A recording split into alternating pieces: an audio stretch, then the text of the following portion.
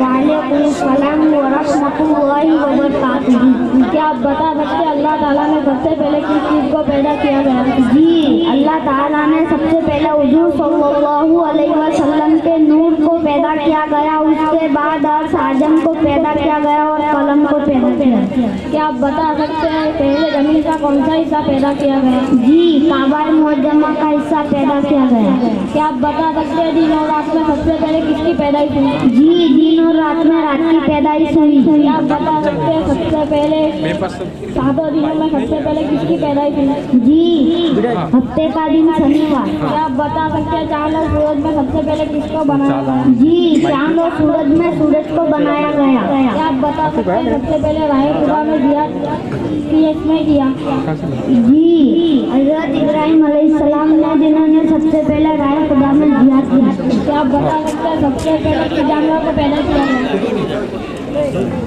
क्या आप बता सकते हैं सबसे पहले किस जानवर को पैदा किया गया? जी, मछली को पैदा किया गया। क्या आप बता सकते हैं सबसे पहले अजान किसने दी? जी, हज़रत जिब्राइल अलैहिस्सलाम ने, जिन्होंने सबसे पहले अजान दी। क्या आप बता सकते हैं जमीन में सबसे पहले कौन सा दरख्त होगा? जी, जैतून का दरख्त होगा।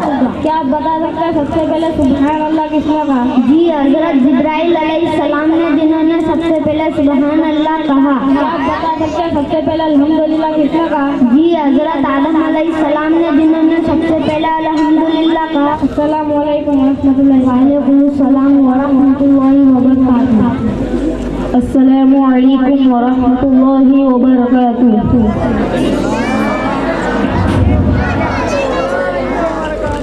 अल्हम्दुलिल्लाह रब्बिल आलमीन वल आक़िबतु लिल मुत्तक़ीन वस्सलातु वस्सलामु अला सय्यिदिल अंबिया'i वल मुरसलीन। अम्मा बअद, फ़अऊज़ु बिल्लाहि मिनश शैतानिर रजीम। बिस्मिल्लाहिर रहमानिर रहीम। क़ुल हल यस्तविल लज़ीना यअलमून वल लज़ीना ला यअलमून।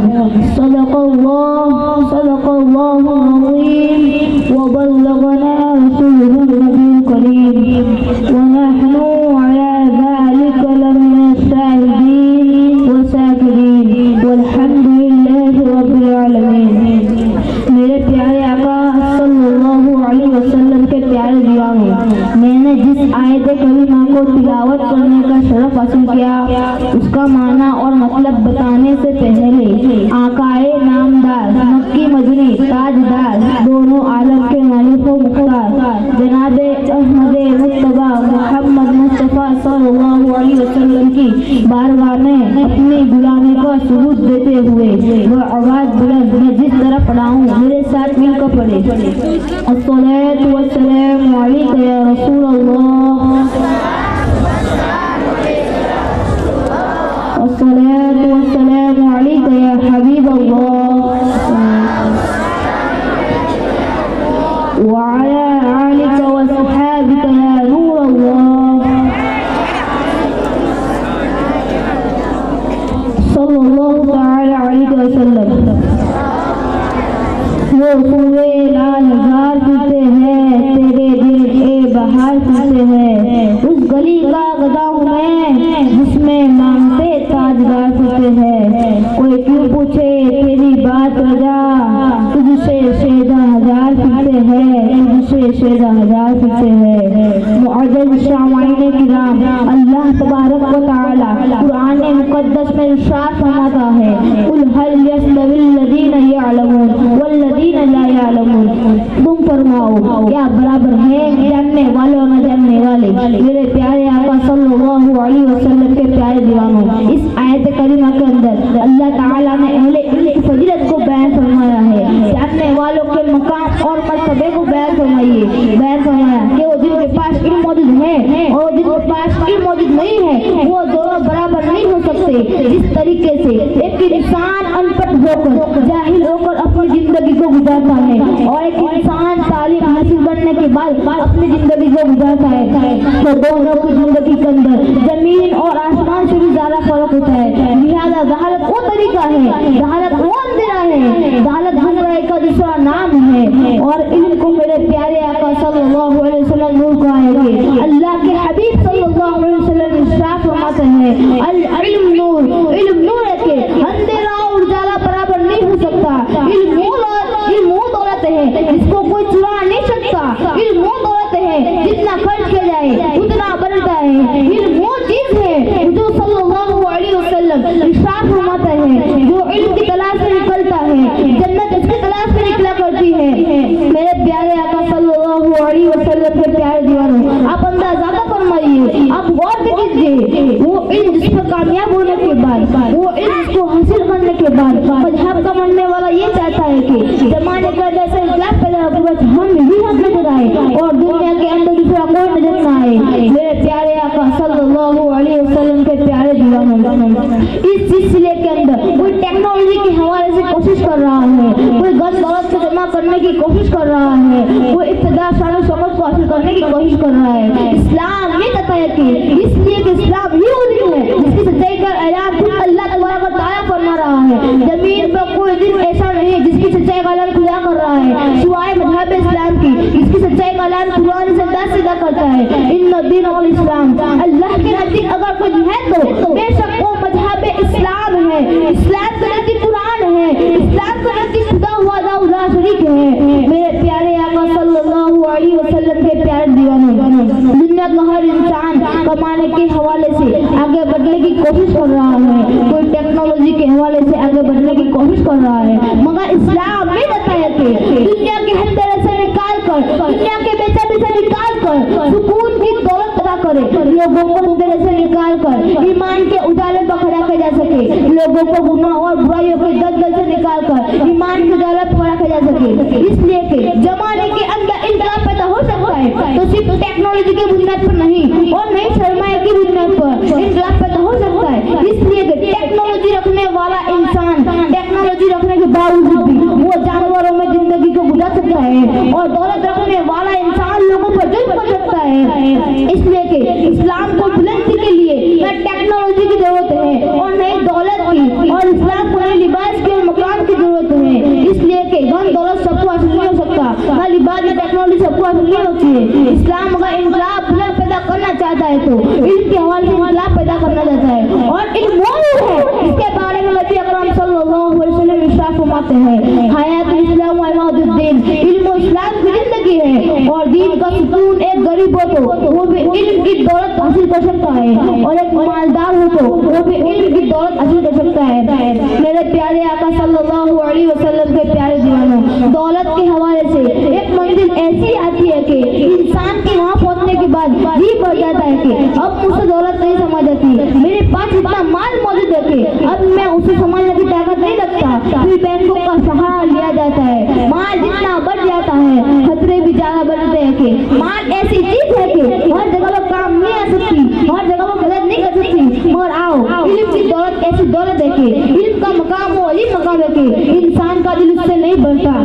मेरे प्यारे आका सल्लल्लाहु अलैहि वसल्लम के प्यारे दीवानों, एक जात में ऐसी बताऊं उसका उस्ताद दुनिया के अंदर कोई नजर नहीं आ सकता, अगर इसका उस्ताद किसी को कह सकता है तो खुदा हुआ दौला शरीक को कह सकता है। कोई भी कुरान की रोशनी में और रहमान अल्लमल कुरान, रहमान इंसानियत की जान मोहम्मद अरबी सल्लल्लाहु अलैहि वसल्लम को कुरान सिखाया और कुरान के अंदर हर चीज का बयान सब कुछ सिखा दिया गया है। इस रसूल हासमी जिसका उस्ताद खुदा है, जिसको इल्म देने वाला खुदा है, और फिर इतना इल्म दिया तो कुरान कहता है मेरे महबूब हमने आपको वो सब कुछ सिखा दिया जो आप नहीं जानते थे। और बेशक आप तरफ का बड़ा फर्ज है कि यहाँ पर अल्लाह तबारक व तआला ने इल्म की तरफ इशारा किया जिससे इल्म की अहमियत का पता चलता है।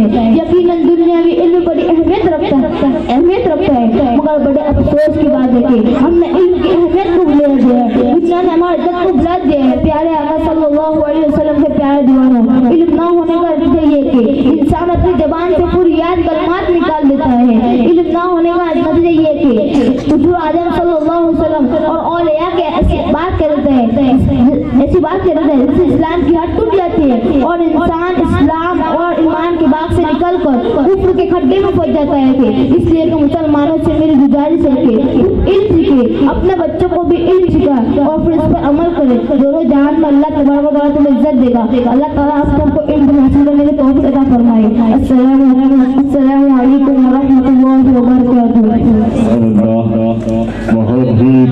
अंदाज में आप लोगों को इल्म की फजीलत बताई और मेरे आका सल्लल्लाहु तआला अलैहि वसल्लम ने फरमाया कि अगर तुम्हें इल्म हासिल करने के लिए अगर चीन भी जाना पड़े तो इल्म हासिल करने के लिए चीन तक जाओ। आज हम लोगों का हाल यह है कि मदरसे तक बच्चों को नहीं भेजते। चीन की तो बहुत दूर की बात है, हम लोग मदरसे तक बच्चों को छोड़ने तक नहीं जाते। वो भी 8 बजे 10 अप्रैल के कोई किसी का बच्चा 8 बजे, किसी का 8:30 बजे, किसी का 9 बजे। और फिर बात यही आती है कि मौलाना लोग पढ़ाते रहते हैं। बात ये आकर अटकती है। जब आप अपने बच्चों को मदरसे में सही मानों में भेजोगे नहीं, देखो जिसका बच्चा रेगुलरली मदरसे में आएगा, मेरा ईमान ये कहता है कि कुछ न कुछ मुदर्रिस उसे जरूर सिखाएगा। मगर शर्त ये है कि आप लोग अपने बच्चों को मदरसे तक भेजो। जिन लोगों ने मदरसे तक अपने बच्चों को भेजा, देखो आज उसका ये नतीजा है कि इन बच्चों ने आकर आप लोगों के सामने कुछ न कुछ बातें बयान की है। तो हमें अज़्म मुसम्मम करना है कि अपने बच्चों को कुछ न कुछ बनाना है, तो इल्म दीन सिखाना है। और मुझे यहाँ हजरत इमाम जाफर सादिक का एक कौल याद आता है कि हजरत इमाम जाफर सादिक ने फरमाया कि जो कौम अपने बच्चों को इल्म नहीं सिखाती, उससे बड़ा जाहिल और उससे बड़ा बेवकूफ कोई नहीं है। चाहे वो दुनियावी इल्म हो, चाहे वो दीनी इल्म हो, अपने बच्चों को सिखाओ। इसलिए कि दुनिया के हालात बहुत बदल चुके हैं, दुनिया की रहन सहन बहुत बदल चुकी है। आप भी चाहते हो कि आपके बच्चे कुछ बने, तो उन्हें इल्म दीन हासिल कराओ। इंशाअल्लाह कुछ न कुछ जरूर करेंगे। अस्सलामु अलैकुम व रहमतुल्लाहि व बरकातहू। देखिए मुख्तसर से वक्त में बच्चों ने आप लोगों के सामने जो बातें पेश किया, कुरान करीम की तिलावत हुई, नातो मंदवत हुई, सवाल जवाब हुआ और आखिर में जो बच्चा वहाँ जो नसीहत के लिए खड़ा हुआ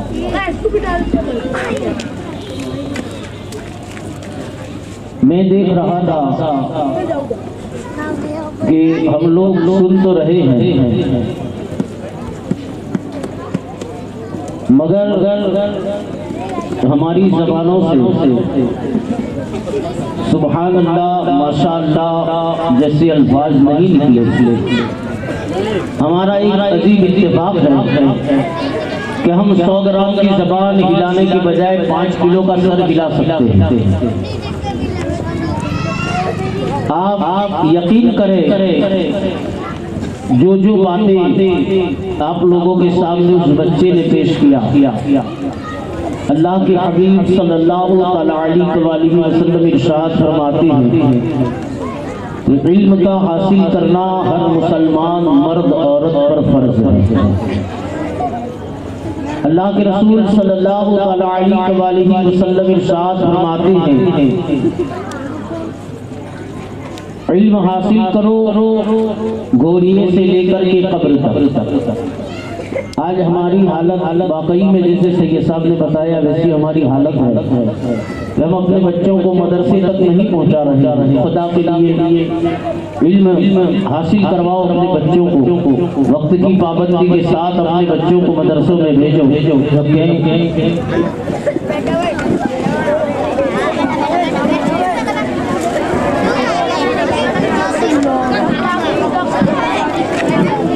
आप लोग खामोशी का माहौल बनाए। हजरत स्टेज पर जलवाबान हो चुके हैं। इंशाअल्लाह अज़ीज़ हमें हजरत का खिताब भी समाअत करना है। आइए मैं हालात को ज़हन में रखते हुए 2 शेर आप लोगों की समाअतों के हवाले करूं।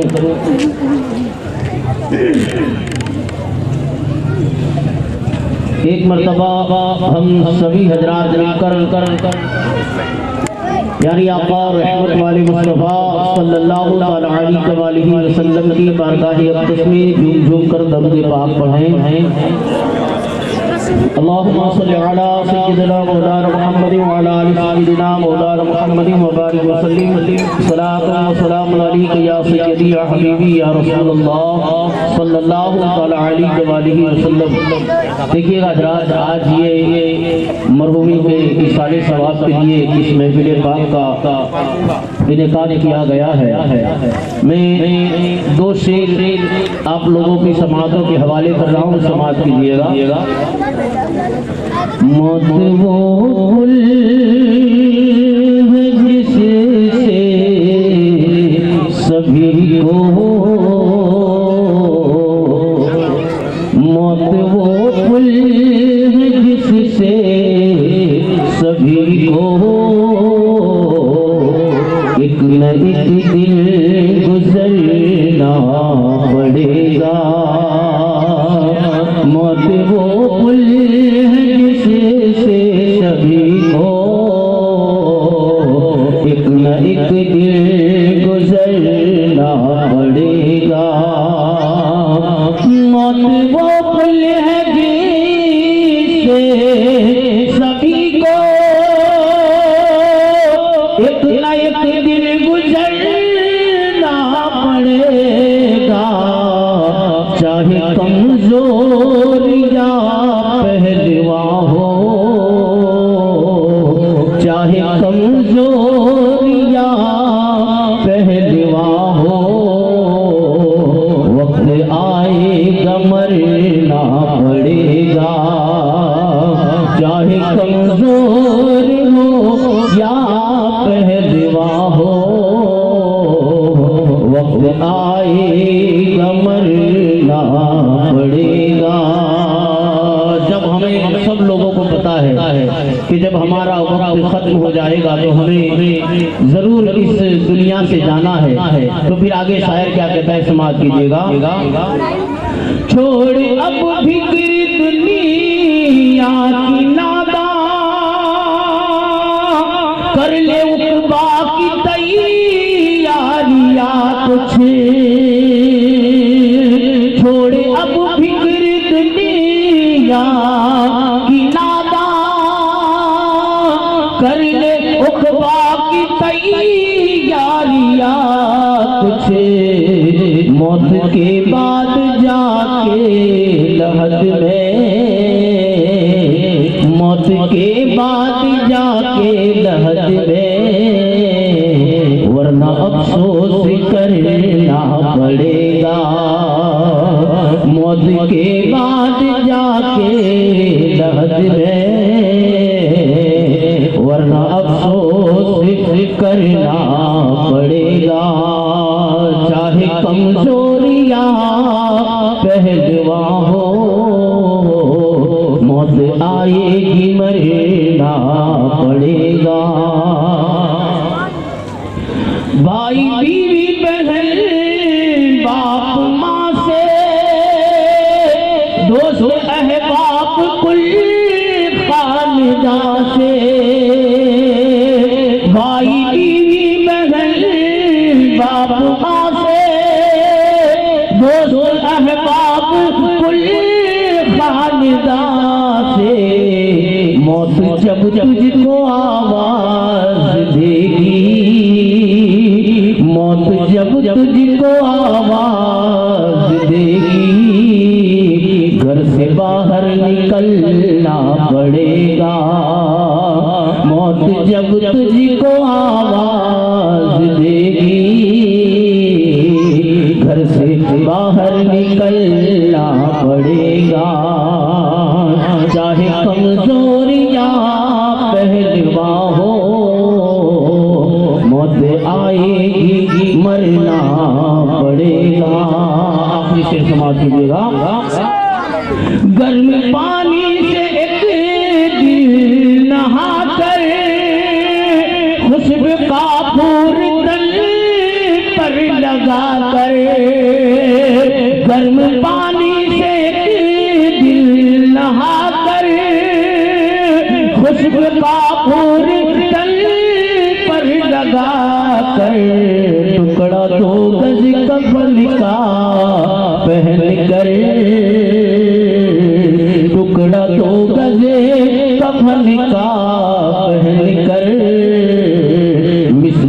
दूल्हा सवरना पड़ेगा। टुकड़ा तो गज कफन का पहन कर